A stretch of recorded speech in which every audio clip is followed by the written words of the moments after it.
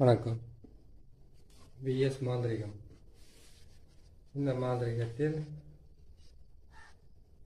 துர்மாந்திரிகம் செய்வது எப்படி, துஷ்ட மாந்திரிகம் துர்மாந்திரிகம் சொல்லுவாங்க இல்லையா, அதை எப்படி பிரயோகம் பண்ணுறது, எப்படி ஜெயிக்கிறது, எப்படி துர்மாந்திரிகத்தை எதுக்காக செய்கிறாங்க. துர்மாந்திரிகம் நல்லவங்களை அழிக்கிறதும் கெட்டவங்களை அழிக்கிறதும், துஷ்ட ஆத்மாக்களை நம்ம ஆக்கர்ஷணம் பண்ணி அது மூலியமாக அதை பணிய வச்சு துஷ்ட ஆத்மாக்களை நம்மளுடைய ஆசைக்காக அதை இணங்க வச்சு பணிய வச்சு அதை கொண்டு போய் மற்றவங்க மேலே ஏவி விட்டு அது மூலியமாக நம்மளுடைய ஆசைகளையும் நம்மளுடைய தேவைகளை நிறைவேற்றிக்கிறதுக்காக செய்யக்கூடியது தான் துர்மாந்திரிகம். இந்த துர்மாந்திரிகத்தை முன்னாள் ரிஷிகளும் மாந்திரிகர்களும் என்ன செய்திருக்காங்கன்னு கேட்டிங்கன்னாக்கா, அதுக்கு நாள் குறிச்சிருக்காங்க. இந்த நாளில் இதை செய்தால் இது முழுமையான பலன் கொடுக்கும் அப்படின்றது தான் இந்த துர்மாந்திரிகத்தில் இருக்கக்கூடிய மிகப்பெரிய ஒரு வலிமையான வேலை. இந்த துர்மாந்திரிகம் செய்யணும்னு கேட்டிங்கன்னாக்கா, ஆடு கோழி அதாவது கேட்டிங்கன்னாக்கா கல்யாண பூசணிக்காய், வெள்ளை பூசணிக்காய் சொல்கிற மாதிரி கல்யாண பூசணிக்காய், அதுக்கப்புறம் கோழி கொடுத்துருக்காங்க, ஆடு கொடுத்துருக்காங்க, எருமை மாடு கூட கொடுத்துருக்காங்க, ஏன் மனுஷனை கூட பலி கொடுத்து தான் அந்த வேலையை செய்திருக்காங்க.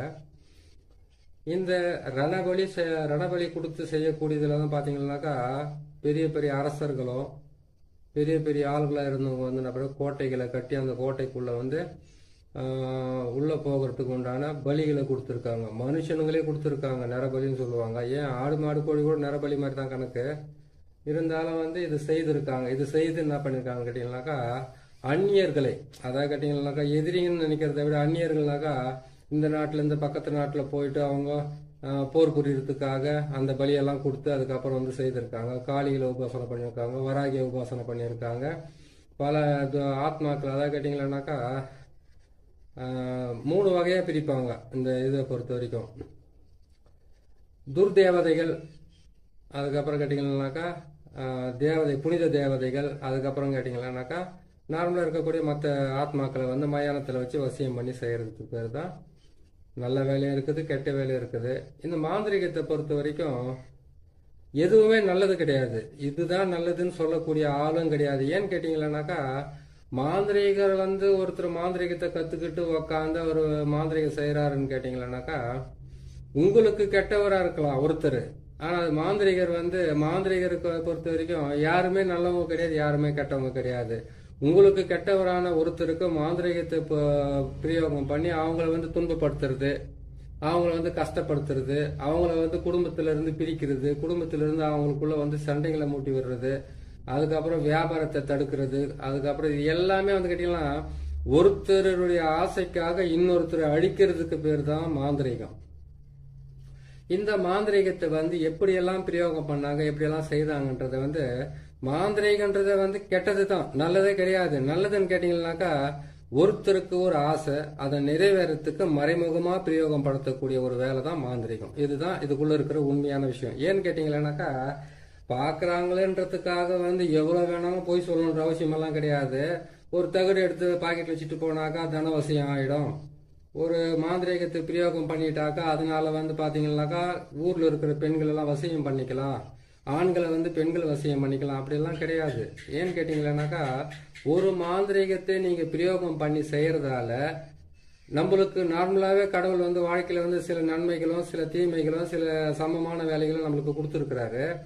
அதுல இருந்து நம்மளுடைய பெரிய ஆசைன்னு சொல்லலாம், இல்ல சின்ன நிறைவேறாத ஆசைன்னு சொல்லலாம், ஒரு பெரிய பெரிய விஷயம் சொல்லலாம். அதுல இருந்து நம்ம அந்த ஆசைகளை நிறைவேற்றிக்கிறதுக்காகவும் நமக்கு தேவைப்பட்ட ஆட்களையோ இல்லை வேற ஏதோ ஒன்று நமக்கு பணிய வைக்கிறதுக்காக செய்யக்கூடியது தான் இந்த அஷ்ட கர்மம் என்னக்கூடிய மாந்திரீக பிரயோகம். இந்த மாந்திரிக பிரயோகத்தில் துர்மாந்திரிகம் அப்படின்ற ஒரு தலைப்பில் எடுத்துன்னு போயிட்டு இவ்வளோ நேரம் பேசின்னு போயிட்டேன். சரி, இது நம்ம சொல்ல வேண்டியது என்னுடைய கடமை, நான் சொல்லிட்டேன்.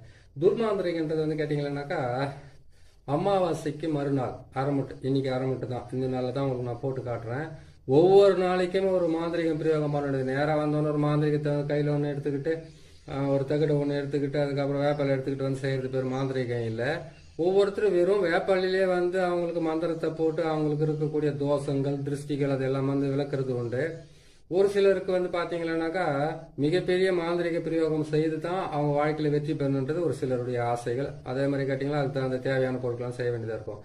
இந்த துர்மாந்திரிகத்தை பொறுத்த வரைக்கும் துஷ்ட ஆத்மாக்களை வசியம் பண்ணி அதை ஏவல் விட்டு அது மூலியமா மற்றவங்களை வசியம் பண்ணி அந்த மற்றவங்களை வந்து நமக்கு பணியை வச்சு என்னாலுமே நமக்காகவே வந்து வாழ்ந்துகிட்டு இருக்கிறதுக்காக செய்யறதுக்காகவும் பணம் பறிக்கிறதுக்காக செய்யறதாகவும், அதுக்கப்புறம் கேட்டீங்கன்னாக்கா வீட்டுக்குள்ள இருக்கிற மாமியார் மாமியார் மருமக, அதுக்கப்புறம் மாமனார் மருமக, இப்படி எல்லாம் வந்து பிரச்சனைகள் எல்லாம் நிறைய இருக்குது இல்லையா, கணவன் மனைவி பிரச்சனைகள் இருக்குது இல்லையா, அந்த மாதிரி இருக்கக்கூடியவங்களை வந்து நமக்கு வந்து வசப்படுத்துறதுக்காகவும், அப்படி இல்லைன்னு கேட்டீங்கன்னாக்கா அவங்கள அந்த வீட்டை விட்டு பிரிச்சு வெளியில ஓட்டுறதுக்காகவும், அவங்களால ஏற்படக்கூடிய துன்பங்கள் இருந்து விளக்குறதுக்காக தான் இந்த துர்மாந்திரிகத்தை பிரயோகம் பண்ணுவாங்க. இந்த துர்மாந்திரிகத்தை பிரயோகம் பண்ணணும்னு கேட்டீங்கன்னாக்கா முதல்ல நமக்கு தேவை நேத்து போட்ட சக்கரம் தான். ஆனா சக்கரத்தை பொறுத்த வரைக்கும் 8 வகையா பயன்படுத்தலாம். அதே சக்கரத்தை வச்சு 8 வகையா பயன்படுத்துறது நேத்து போட்ட சக்கரம் தான்.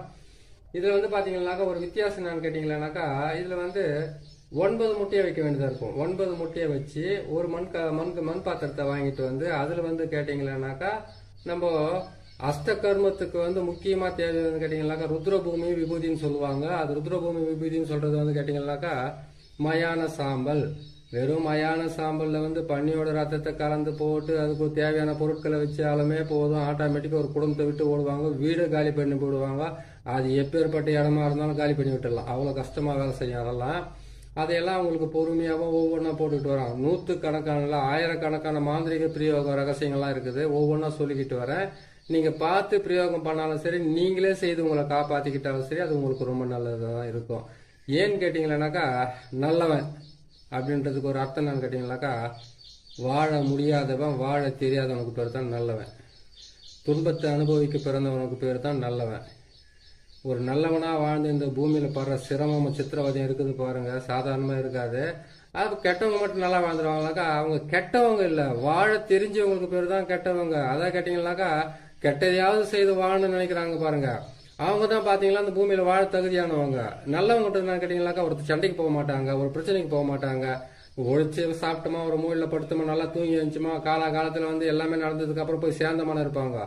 கெட்டவங்க வந்து வாழ தெரிஞ்சவங்க, வாழறதுக்காக ஆசைப்படுறாங்க. அந்த ஆசைகள் மூலியமா அவங்க செய்யக்கூடிய சின்ன சின்ன தவறுகளால அவங்க கெட்டவங்களா நம்ம கண்ணுக்கு தெரிறாங்க. இதுல வந்து யாரும் வேறுபட்டு யாரும் வேறுபடுத்தி பேசணும் அவசியமே கிடையாது. நமக்கு கரெக்டா செய்யறோமா செய்து முடிச்சுமா அவங்கள பொறுத்த வரைக்கும் வாழத்துக்கு தெரிஞ்சவங்க, இவங்களை பொறுத்த வாழ தெரியாது. இது ரெண்டு மட்டும் தான் நம்ம தெரிஞ்சுக்கணும். சரிங்களா? சரி, நம்ம இந்த தலைப்புக்கு வரலாம்.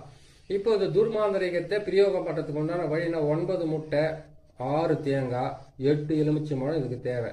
8 எலுமிச்சம்பழத்தை வச்சு 9 முட்டையை வச்சு 6 தேங்காயை வச்சு என்ன செய்யறது? இது செஞ்சோம்னாக்கா இது மாதிரி துர்மாந்திரிகத்துல வந்து என்னென்ன பலன் இருக்குது? துர்மாந்திரிகத்தை பொறுத்த வரைக்கும் தீராத பகை, கண் திருஷ்டி, ஓம்பல், எதிரிகளோட தாக்கம், குடும்பத்துல வந்து அடிக்கடிக்கு வந்து ஒவ்வொரு நாளுமே வந்து மாந்திரிக பிரயோகம் பண்ணி உங்களை கெடுக்கிறவங்க, உங்களை தடுக்கிறவங்க, உங்க தொழிலை தடுக்கிறவங்க, குடும்பத்தை வந்து சீரழிக்கிறதுக்காகவும் சீர்குலைக்கிறதுக்காகவும் அலையிறவங்களுக்கு வந்து தண்டனை கொடுக்கறதுக்கு தான் இந்த துர்மாந்திரிகத்தை பிரயோகம் பண்ணணும். இந்த துர்மாந்திரிகத்தை பிரயோகம் பண்றதுக்கு நேத்து போட்ட சக்கரத்திலே வந்து 8 வகையா செய்யலாம் சொல்லியிருக்கேன். அந்த 8 வகையில பொறுத்த வரைக்கும் அதுல நேத்து போட்டது வந்து வயானமசி, அதுக்கப்புறம் வசியமாவா, இது எல்லாமே இதுல வரும். இதுல வந்து அந்த சக்கரத்தை மட்டும் போட்டுக்குங்க. தகுடுல போடணும், தரையில போடுறது இருந்தா மாந்திரிகரா இருந்தா இந்த சக்கரத்தை தரையில போட்டு உங்களை தேடி வந்தவங்களை வந்து தெற்கு பக்கம் பாக்குற மாதிரி உட்கார வச்சுட்டு நீங்க வடக்கு பக்கம் பாக்குற மாதிரி உட்காந்து அதுக்கப்புறம் வந்து இதுக்கு உண்டான சக்கரத்தை போட்டு எதிர்த்தாப்புல உட்கார வச்சு ஒரு மண் பாத்திரத்துல இந்த சொல்லுவாங்க இல்லையா உளுந்து மாவு வந்து நம்ம உளுந்து மாவு எடுத்தோம்னாக்கா மோகினி வசியத்துக்கும் ஆண் பெண் வசியத்துக்கும் அரிசி மாவாலையும் வந்து இதெல்லாம் செய்யலாம். அதே மாதிரி கெட்ட வேலை செய்யணும்னு கேட்டீங்கன்னா எட்டி மரத்தினுடைய அடியில் இருக்கக்கூடிய மண், புத்து மண், அதை பாழடைஞ்ச புத்து மண், பாழடைஞ்ச வீடு மண், முக்கூட்டு வழி மண், இந்த மண்ணுங்களை எடுத்து தான் செய்யணும். அதுக்கு வந்து ஒவ்வொரு பதிவா நான் போட்டுக்கிட்டு வரேன். நிறைய இருக்குது. ஒரே ஒரு மாந்திரிகத்தை கத்துக்கிட்டு நம்மளால எதையும் ஜெயிக்க முடியாது. எல்லா மாந்திரிகம் என்பது வந்து 8 பிரிச்சோம்னாக்கா 64 கலை வரும். 64 வந்து நான் 8ஆல பிரிச்சோம்னா எத்தினி 8ஆல நம்ம பெருக்கணும்னா எத்தினி வருது அவ்வளோ வரும். அதுல எல்லாம் ஒவ்வொன்றும் தான் சொல்லிக்கிட்டு வர முடியும். நான் சொல்லிக்கிட்டு வரேன், நீங்க பாத்துக்குங்க. பாத்துட்டு வந்தீங்கன்னா உங்களுக்கு நல்ல பலனை கொடுக்க ஆரம்பிச்சு. இந்த அரைமுட்டு நாள் என்ன பண்ணணும், நான் கரெக்டா 12 மணி, அது இரவா இருக்கட்டும் பகலா இருக்கட்டும் சரி, இதுலயே ஒரு வித்தியாசம் இருக்குது. அரைமுட்டைன்றது பார்த்தீங்கன்னா அமாவாசை 2 பட்டு வந்துச்சு. அரைமுட்டை மட்டும் எப்படி காலையில் 12 மதியம் 12 மணி நைட் 12 மணி எப்படி பிரிக்க முடியும்? நீங்கள் அதை நினைக்காதீங்க. அரைமுட்டாவே நினைங்க, அமாவாசையாவே நினைங்க. திருக்கணிதம், வாக்கிய கணிதம், அதுக்கப்புறம் ஒவ்வொரு மனிதர்களுக்குமே ஒவ்வொரு திதிகளும் ஒவ்வொரு கரணங்களும் வச்சுக்கிட்டு இருக்கிறதுனால அமாவாசைக்கு மறுநாள் அரைமட்டம் 12 மணிக்கு செஞ்சுக்குங்க. இல்லைன்னு கேட்டால் நைட்டு 12 மணிக்கு தாராளமாக நீங்கள் செய்யலாம். 12 மணிக்கு செய்துட்டு எந்த பக்கம் போகிறது எடுத்துக்கணும்னு பயம் இருந்தாக்கா மாந்திரிகர்கள் வந்து மொத்தத்தில் பயப்படக்கூடாது. மாந்திரிகம் பிரயோகம் படுத்தின முடிவு பட்டீங்கன்னாக்கா முதல்ல உங்கள் உடம்பை விட்டு போக வேண்டியது பயம் போனால் தான் உங்களால் ஜெயிக்கவும் முடியும். சரிங்க, இந்த 8 9 முட்டையிலேயே என்ன பண்ணீங்க கேட்டீங்கன்னாக்கா நேற்று போட்ட மாதிரி வந்து கேட்டீங்கன்னாக்கா பிறை கோணம், முக்கோணம், பிரம்மனுடைய கோடு என்று நாற்கோணம், அதுக்கப்புறம் ஆகாய வட்டம், அதுக்கப்புறம் கேட்டீங்கன்னாக்கா உங்களுக்கு வாழ்வு சக்கரம் சொல்லக்கூடிய 6 கோணம். இந்த 6 கோணத்தையும் வந்து போட சொல்லிட்டு அதுக்கப்புறம் வந்து பாத்தீங்கன்னாக்கா இதுல வந்து நான் சொன்ன நாற்கோணத்தை போட்டு 2 பக்கமும் வந்து நீங்க இது செய்து போடணும் அப்படின்னு சொல்லியிருக்கிறோம் இல்லையா. நாற்கோணத்தை போடணும், இந்த பக்கம் 2 கோடு, இந்த பக்கம் 2 கோடு சூளம் போட சொல்லிக்கிறேன். இதுல போட்டுட்டு எதிரிகளோட பேர்களை இதுல எழுதுறீங்க. அந்த போட்டிருக்கிற முட்டையில மொத்தத்திலுமே வந்து எதிரியோட பேர் தான் எழுதணும். நீங்க எல்லா எதிரியோட பேருங்களை எழுதிட்டு அந்த எதிரி உங்களை கெடுக்கிறவங்க, உங்களை அழிக்கணும்னு நினைக்கிறவங்க, உங்களுக்கு துரோகம் பண்ண நினைக்கிறீங்க, உங்களை வந்து நாசம் பண்ண நினைக்கிறவங்க, இவங்க எல்லாருடைய பேர்களையும் இதுல எழுதிக்குங்க. எழுதி முடிச்சுட்டு அதுக்கப்புறம் என்ன பண்றீங்கன்னு கேட்டீங்கன்னாக்கா நீங்க ஒவ்வொரு நாளுமே ஒவ்வொரு பிரயோகத்துக்குமே வந்து ஒரு வழி இருக்கு. அந்த வழியில வந்து பாத்தீங்கன்னா கெட்ட நாள் என்று சொல்லக்கூடிய அந்த அமாவாசைக்கு மறுநாள்னு சொல்லக்கூடிய அந்த வந்து அரைமட்டில் வந்து நீங்க இந்த மாந்திரிகத்தை பிரயோகம் பண்றதுக்கு இந்த தகுட்டில் வந்து என்ன பண்றீங்கன்னு கேட்டீங்கன்னாக்கா உங்களுடைய யாரை நீங்க அழிக்கணும்னு நினைக்கிறீங்களோ, யாரை நீங்க கெடுக்கணும்னு நினைக்கிறீங்களோ, அதாவது நான் வெளிப்படையா சொல்லிடுறேன், நீங்க யாராவது வந்து நாசமாகணும்னு நினைக்கிறீங்களா அது செய்யணும்னு கேட்டால் இந்த தகுட்டில் தான் அதை எழுத வேண்டியதா இருக்கும். இதுல என்ன ஒரு விஷயம் கேட்டீங்கன்னாக்கா நசி பிரி இது மட்டும் தான் எழுத வேண்டியதா இருக்கும். அந்த தகுட்டுல இந்த கோட்டுங்கள்ல எழுதணும். அது இந்த கோட்டுங்கள்ல போட்டு எழுதுனீங்கன்னா அது கரெக்டா வந்துடும். இந்த முட்டைங்கள்லயே வந்து நசி தான் எழுதணும், பிரின்னு தான் எழுதணும். அதை எழுதிட்டு என்ன பண்ணுங்கன்னாக்கா எழுதிட்டு இந்த முட்டைகள் எல்லாம் பேருங்களை வச்சுட்டு அந்த மண் பாத்திரத்துல வந்து அந்த முட்டையை ஒவ்வொன்று தலையை சுத்தி வைக்க கூடாது, அப்படியே வைக்கணும். உங்க தலையை சுத்தி எல்லாம் வைக்க உங்களுக்கு பிடிச்சிருக்கிற பேடியோ தரித்திரமோ செய்வன பாதிப்போ மாந்திரிக பிரயோகமோ எதுவாக இருந்தால் தான் அதை நீங்க விளக்கறதுக்காக உங்க தலையை சுத்தி வைக்கணும். அப்படி இல்லைன்னு கேட்டீங்கன்னாக்கா இந்த தகுடை ஒன்று எழுதிட்டு இந்த தகுட்டுக்குள்ள வந்து நசி பிரிப்பிரிட்டு அவங்களோட பேரெல்லாம் போட்டு எழுதிட்டு அதுக்கப்புறமா என்ன பண்றீங்கன்னு கேட்டீங்கன்னாக்கா இந்த சக்கரத்தை வந்து தகுட்டுல போட்டு எழுதிட்டு 1க்கு 4 தகுடா எழுதி 4 பக்கம் மரத்தில் அடிக்க வேண்டியதா இருக்குது. இல்லைன்னு கேட்டீங்கன்னாக்கா அவங்க வீட்டுங்களை கூட போட வேண்டிய நிலைமையா கூட இருக்கலாம். நீங்க அப்படி செய்ய முடியல, அவங்க வீட்டுக்கெல்லாம் போக முடியாது, ஒரு எதிரியாச்சு எப்படி போக முடியும், அவங்க கிட்ட போனோம்னா நமக்கு எல்லாம் பிரச்சனை வரணுங்கன்னா நீங்க அதை செய்யாதீங்க. மரத்துங்களை எட்டி மரத்துலயே அதுக்கப்புறம் எட்டி மரத்துல அடிக்கலாம், அதுக்கப்புறம் அரளி செடியில அடிக்கலாம், கசப்பான மரத்துல அடிக்கலாம், வேப்ப மரத்துல அடிக்காதீங்க. ஏன்னு கேட்டீங்கன்னாக்கா மகாமாயி இருக்கிறது மாரியம்மன் இருக்கிற இடத்துல போய் நீங்க அடிச்சுட்டு வந்தீங்கன்னாக்கா அவங்களதான் போய் தரநாசம் பண்ணி உக்காந்துப்பாங்க. அதை நீங்க செய்யக்கூடாது அந்த வேலைங்களவே. இதை செய்து முடிச்சுட்டு அவங்க பேருங்களை எழுதிட்டு என்ன பண்றீங்கன்னு கேட்டீங்கன்னாக்கா நல்ல கற்பூரத்தை வந்து ஒரு 100 கற்பூரம் 108 கற்பூரம் ஒரு 5 பேக்கெட் வந்து வெள்ளை கற்பூரமா வாங்கிக்கோங்க, சூடம். அதை வாங்கி என்ன செய்றீங்கன்னு கேட்டீங்கன்னாக்கா இந்த இதுலயே போட்டுட்டு என்ன பண்ணீங்கன்னா அவங்களோட பேரை போட்டீங்க. இதோட சேர்த்து வெண்கடுக்கும் சேர்த்து போட்டுக்குங்க, சாம்பிராணியும் சேர்த்து போட்டுக்குங்க. சேர்த்து போட்டுட்டு இந்த எலுமிச்சை மரத்துல எல்லாம் அவங்க பேரை எழுதிட்டு 4 திசைன்னு சொல்லுவாங்களே, கிழக்கு மேற்கு வடக்கு தெற்கு, இந்த 4 திசையிலுமே வந்து இது என்ன பண்ணுங்க, எலுமிச்சம்பழத்தை வந்து 4 திசையில நசுக்குறீங்க. இந்த சக்கரத்தை போட்டா கூட அங்கேயே நசிக்கணும்.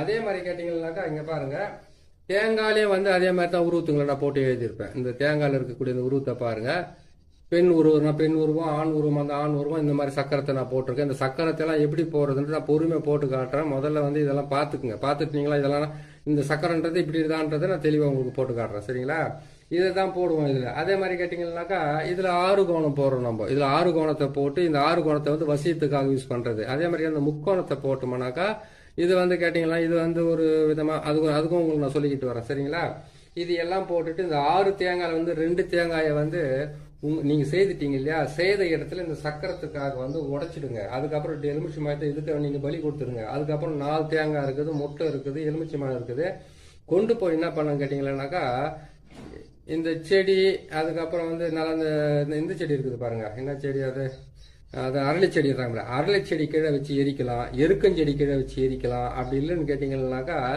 இதை வந்து ஆத்து மணல் அப்படின்னு கேட்டீங்கன்னாக்கா மயானம் இல்லாட்டி முக்கூட்டு வழி அப்படி இல்லைன்னா கேட்டீங்கன்னா ஆள் நடமாட்டம் இல்லாத இடத்துல கொண்டு போயிட்டு மற்றவங்க தாண்டாத மாதிரி வச்சு எரிக்கணுமே தவிர நேராக போனோம் அதை எரிச்சு விட்டுட்டு நீங்களும் பிரச்சனைல இருந்து தப்பிக்காத மற்றவங்களை மாட்டி வைக்க. அதை கேட்டீங்கன்னா நம்ம கிட்ட இருக்கிற பிரச்சனை விலைக்கு போகணும்னு நினைக்கிறத விட மற்றவங்க யாராவது மாட்டக்கூடாதுன்னு நினைக்கணும். நீங்க எந்த எதிரிகளை வந்து இந்த துர்மாந்திரிகத்தை பிரயோகம் பண்றோம் இல்லையா, அந்த துர்மாந்திரிகத்தை பிரயோகம் பண்றதுக்காக வந்து யாருக்காக செய்றீங்களோ அவங்களுடைய வீட்டுக்கு வந்து தெற்கு பக்கமோ இல்லைன்னு கேட்டீங்கன்னா மேற்கு பக்கமாக வச்சு நீங்கள் எரிச்சிங்கன்னா கரெக்டாக அது வேலை செய்யறதுக்கு ஆரம்பிக்கும். ஒரு விஷயம், இது செய்து எரிச்சிட்டு வந்துடுறீங்க. எரிச்சிட்டு என்ன பண்ணணும்னு கேட்டீங்கன்னாக்கா, இதனுடைய சாம்பல் வந்து அவங்க வீட்டாண்ட போடலாம், அவங்க போற வர வழி பாதையில் போடலாம் அப்படின்னு கேட்டாக்கா கொஞ்சம் அதாவது கேட்டீங்கன்னாக்கா 50 கிராம் 100 கிராம் சாம்பல் தான் கொண்டு போய் போடணும் இல்லை, ஒரு சிட்டிக்கு ஒரு அந்த அளவுக்கு இருந்தால் கூட போது கொண்டு போய் அவங்க போட்டீங்கன்னாக்கா மிகப்பெரிய பிரச்சனை உருவாக ஆரம்பிக்கும்.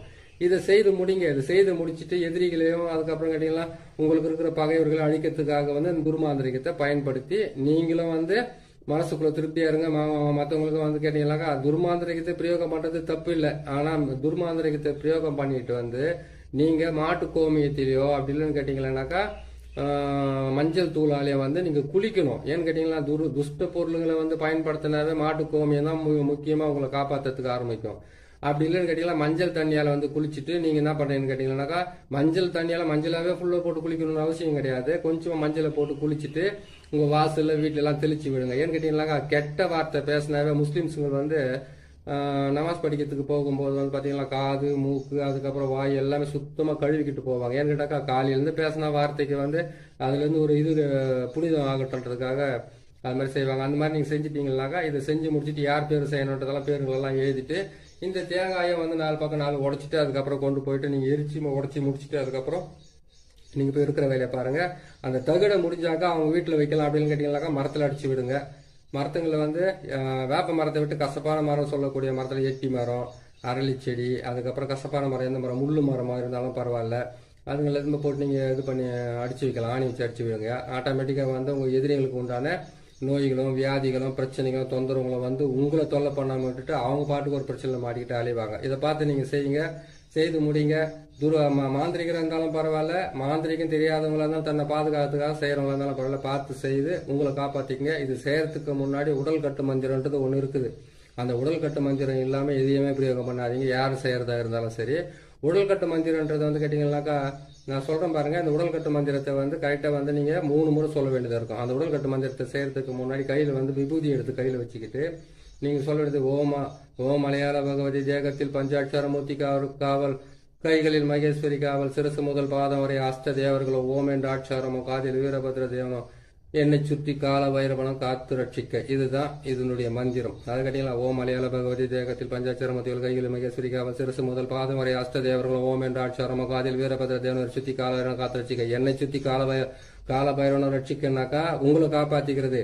இவரை சுற்றி கால பைரவனை காத்து ரட்சிக்கன்னு கேட்டீங்கன்னாக்கா உங்களுக்காக உங்ககிட்ட மாந்திரிகம் வர செய்யறதுக்காக வந்தவங்களை வந்து காப்பாத்துறதுக்காக உங்களுக்கும் போட்டுக்கிட்டு மற்றவங்களுக்கும் போட்டுக்கிட்டு காப்பாத்துறதுக்கு உண்டான வழியை பாருங்க, காப்பாத்திக்கிறதுக்கு உண்டான வழியை பாருங்க.